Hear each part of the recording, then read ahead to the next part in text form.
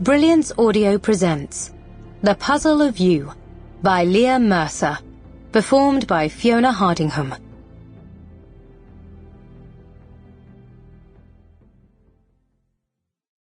Chapter 1.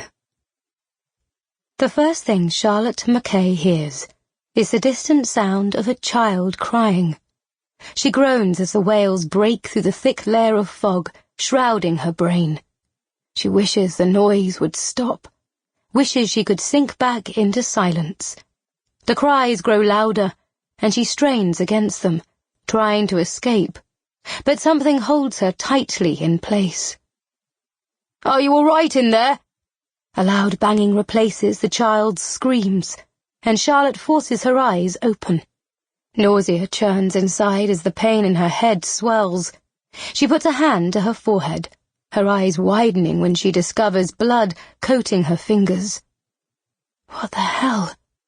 She blinks and scans her surroundings, trying to piece things together. A steering wheel, an airbag, limp and lifeless, a seat belt gleaming like a snake in the sharp sunshine, biting her skin as she shifts in the seat. She's in a car. She's in a car in the driver's seat, and there must have been an accident. Please God, may it not have been her fault. What is she doing driving anyway? "Hey, are you okay?"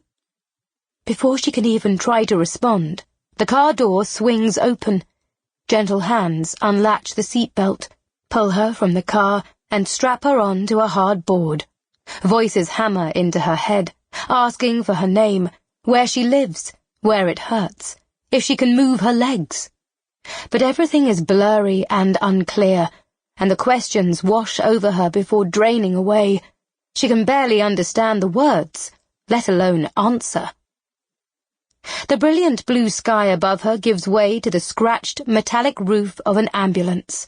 The doors slam shut, and a blissful silence fills the small space. No demands for information, no shouting, no crying.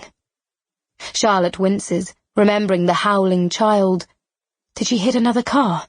Another car with a baby inside? She tries to remember what happened, but a hot wave of pain sears her brain, blunting any memory. Tears fill her eyes, one spilling onto her cheek. She wants David. She wants David to hold her hand and tell her that everything will be okay, to touch her head and ease the pain. He's always been there for her, keeping everything ticking over when she works long hours or disappears for weeks, trying to close million-pound deals for work.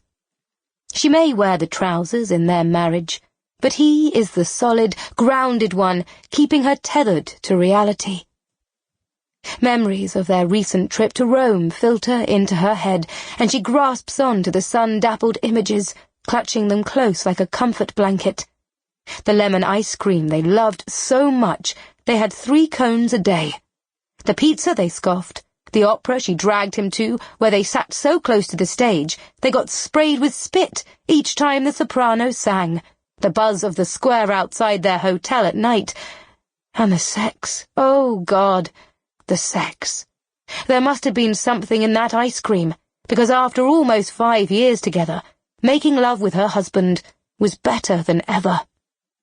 The ambulance lurches around a corner, then comes to a stop. The doors open and Charlotte screws her eyes shut against the light and noise. The stretcher rattles beneath her, its wheels squeaking as it carries her down a corridor. Finally it stops, and she hears the scrape of rings on metal as a curtain is pulled around her. "Hello?" A voice fills the space, and Charlotte opens her eyes, gasping at the pain in her head. A woman with large brown eyes and curly dark hair stands over her, gazing down with the detached, brisk expression of what could only be a busy A&E consultant. Not that Charlotte has any first-hand experience. She can't remember the last time she was in A&E, or even a hospital for that matter. David always jokes that her body wouldn't dare defy her. So far it hasn't. She wouldn't let it now. "I'm Dr. Butt." Sample complete. Ready to continue?